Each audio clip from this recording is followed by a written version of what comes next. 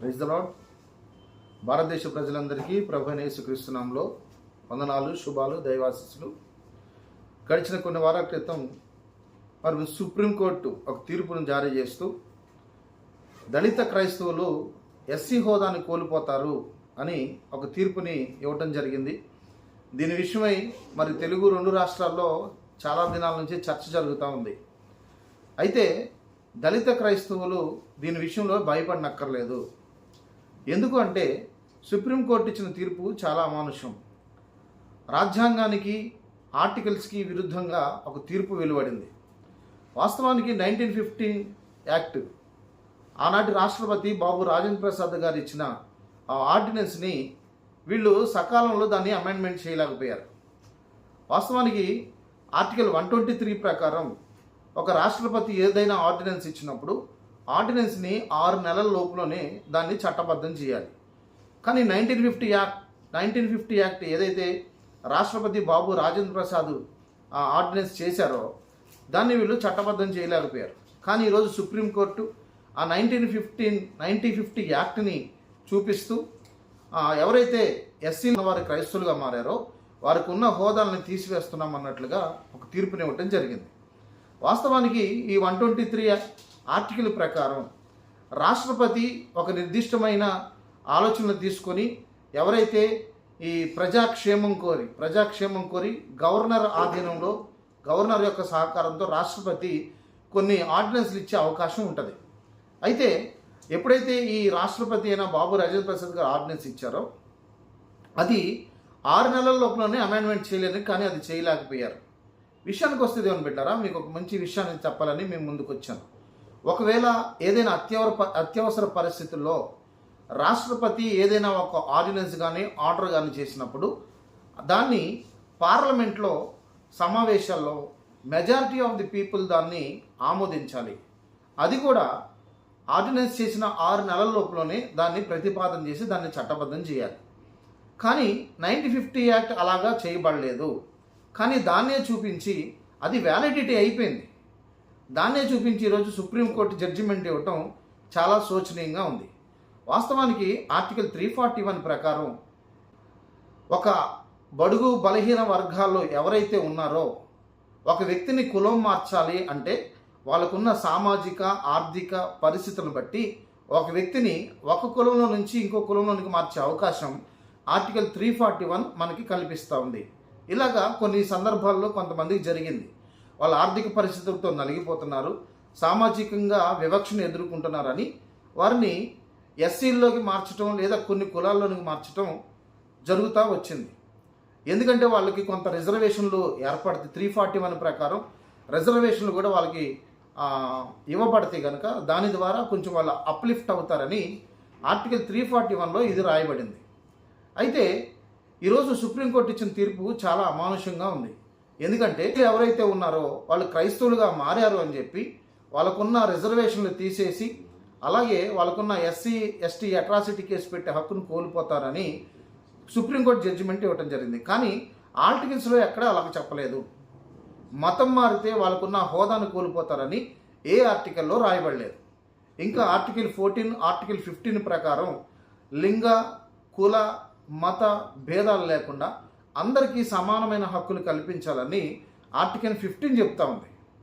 అలాగే ఆర్టికల్ 16లో కూడా ఏం రాయబడిందంటే ఎవరైతే భారతదేశంలో ఉన్నారో వారందరూ కులాలు, మతాలు అలాగే వాళ్ళకున్న సామాజిక పరిస్థితులను బట్టి వాళ్ళు చేస్తున్న ఉద్యోగాలను బట్టి అందరికీ ఎలాంటి వివక్ష చూపించకుండా సమన్యాయం చేయాలి. మతాన్ని కూడా అక్కడ ప్రస్తావించారు ఆర్టికల్ 16లో. ఏ మతమైనా ఏ కులమైనా వివక్ష చూపకూడదు అని ఆర్టికల్ 16 మనకి స్పష్టం చేస్తూ ఉంది. కానీ ఆర్టికల్ 16లో ఇలాంటి స్పష్టత చేసినప్పటికీ మతాన్ని బట్టి, కులాన్ని బట్టి, దేన్ని బట్టి వివక్ష చూపకూడదు అని స్పష్టం చేసినప్పటికీ మరి ఈరోజు మతం మారారు అన్న వివక్ష చూపించి ఈరోజు ఎస్సీలకి ఎలాగండి హోదాని తీసేస్తారు? సుప్రీంకోర్టు ఎలా జడ్జిమెంట్ ఇస్తుంది? అంటే ఆర్టికల్ 16ని సుప్రీంకోర్టు మీరుతుందా? అలాగే ఆర్టికల్ 15లో కూడా అదే రాయబడింది. స్త్రీ కావచ్చు, పురుషుడు కావచ్చు, ఎవరైనా వాళ్ళు సమాన హక్కులు కల్పించాలని. ఇకపోతే ఆర్టికల్ 25 ప్రకారం రాజ్యాంగం మనకు కల్పించిన హక్కు ఏంటి?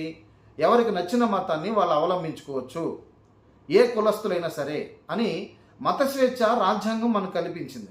మరి మత స్వేచ్ఛ కల్పించిన రాజ్యాంగం ఈరోజు సుప్రీంకోర్టు ఏమంటున్నారు, మీరు మతం మారారు కనుక మీకున్న హక్కులు కోల్పోతారని చెప్పడం, తీర్పు ఇవ్వడం జరిగింది. మతం మారితే కులం మారిపోయిద్ది, లేదంటే మతం మారితే మీ హక్కులను కోల్పోతారని ఏ ఆర్టికల్లో రాయబడిందో చెప్పాలి. ఏ ఆర్టికల్లో కూడా అలాగ లేదు. మీరు రాజ్యాంగాన్ని కనుక పరిశీలన చేస్తే మనం ప్రతి ఆర్టికల్ కనుక గమనించగలిగితే మత స్వేచ్ఛ అందరికీ ఉంది, మతాన్ని బట్టి వివక్ష చూపకూడదు అని స్పష్టంగా ఆర్టికల్ 16లో కూడా రాయబడింది. ఈరోజు 25 ఆర్టికల్ ప్రకారం ప్రతి ఒక్కరూ తమకు నచ్చిన మతాన్ని స్వీకరిస్తున్నారు. మతాన్ని స్వీకరించడాన్ని బట్టి మీరు ఎలాగా ఆ కులాన్ని మారుస్తారు, లేకపోతే వాళ్ళకున్న హక్కులను మీరు ఎలా కోల్పోతారు? అంటే ఒక క్రైస్తవుడిగా మారితే తనకు నచ్చిన మతాన్ని, ఈరోజు నాకు క్రైస్తవం నచ్చింది, నేను క్రైస్తవంలోకి వెళ్ళానండి, ఒక నెల తర్వాత నేను మళ్ళీ హిందువుని అవ్వాలనుకుంటాను, అప్పుడు మళ్ళీ నేను కోల్పోయిన హోదాను మళ్ళీ నాకు కల్పిస్తారా? లేదా నాకు ముస్లాం నచ్చింది, నేను ఇస్లాంలోకి వెళ్తాను, 6 నెలల తర్వాత ఇస్లాంలోకి వెళ్తాను, ఇస్లాంలోకి వెళ్ళారని మళ్ళీ నాకున్న హోదాను తీసేస్తారా? ఇలా ఎన్నిసార్లు మారుస్తారు? ఒక వ్యక్తి బైబిల్ పట్టుకున్నంత మాత్రాన, చర్చికి వెళ్ళినంత మాత్రాన, అక్కడ వాళ్ళు చెప్తున్న మాటలు విన్నంత మాత్రాన క్రైస్తవుడు కాదు. ఒక వ్యక్తి క్రైస్తవుడు అని ఎలా నిర్ధారణ చేయగలుగుతారు చెప్పండి? ఒక వ్యక్తి క్రైస్తవులకు వెళ్ళాడని ఎలా నిర్ధారణ చేయగలుగుతాడు? అలా అనుకుంటే చాలామంది హైందవుల గృహాల్లో కావచ్చు, షాపుల్లో కావచ్చు, దేవుళ్ళ యొక్క 3 ఫోటోలు పెట్టుకుంటాడు. ఒకన అల్లా ఫోటో ఉంటుంది, జీసస్ ఫోటో ఉంటుంది, వినాయకుడి ఫోటో ఉంటుంది. అలా అని చెప్పి ఫోటో పెట్టుకున్నారు కదా అని చెప్పి ఆయన కూడా క్రిస్టియన్ కింద కడతారా? ఆయనకు కూడా కులం మార్చేస్తారా? అలాంటే నరేంద్ర మోడీ గారు చాలాసార్లు చర్చికి వెళ్ళి ప్రేయర్ చేయించుకొని వచ్చాడు. మరి ఇప్పుడు నరేంద్ర మోడీ గారికి కూడా ఆయన కులం మారాడని చెప్పి ఆయన మీద వేసి, ఆ మతం మారాడని చెప్పి ఆయన కులాన్ని కూడా మార్చేస్తారా? ముఖ్యమంత్రి కావచ్చు, ఎవరైనా కావచ్చు, రాజకీయ నాయకులు చాలామంది మరి దర్గాలకు వెళ్ళి టోపీలు పెట్టుకుని మాస్కులో పాలు పంపిన వారు ఉన్నారు, అలాగే చర్చెస్కి వచ్చిన వాళ్ళు ఉన్నారు. ఇప్పుడు వాళ్ళందరూ మతం మారిపోయినట్టేనా? మతం మారిపోయారని మీరు ఎలా చెప్పగలుగుతారు? దేన్ని ఆధారం చేసుకుని మతం మారారని చెప్పగలుగుతారు? రాజ్యాంగం ఇచ్చిన హక్కుల్ని కాపాడుకునే పరిస్థితి భారతదేశంలో ప్రజలందరికీ ఉంది. ఈ సుప్రీంకోర్టు కాన్స్టిట్యూషన్కి విరుద్ధంగా తీర్పు ఇవ్వటం చాలా దారుణమైన పరిస్థితి అనమాట. రాజ్యాంగం చెప్పంది సుప్రీంకోర్టు తీర్పు ఇచ్చింది. దీని విషయంలో చాలామంది క్రైస్తవ సమాజాలు, క్రైస్తవ నాయకులు, దళిత నాయకులు కూడా దీని విషయంలో స్పందిస్తూ ఉన్నారు.